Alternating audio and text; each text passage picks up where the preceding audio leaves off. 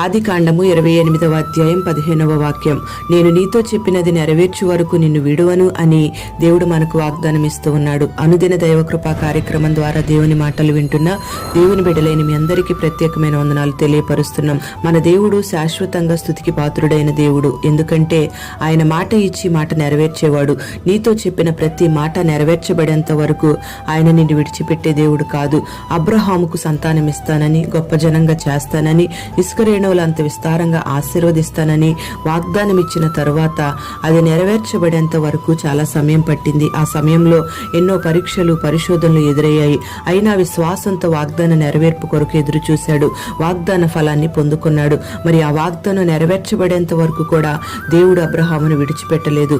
మరి దేవుడు నీకున్న పరిస్థితుల్లో ఏది మాట్లాడినా దానిని నెరవేర్చేంత వరకు దేవుడు నిన్ను విడువడు. అందుకే ప్రభు నాకు సహాయకుడు అనే ధైర్యాన్ని ఈ దినాన నువ్వు కలిగి ఉందువుగాక.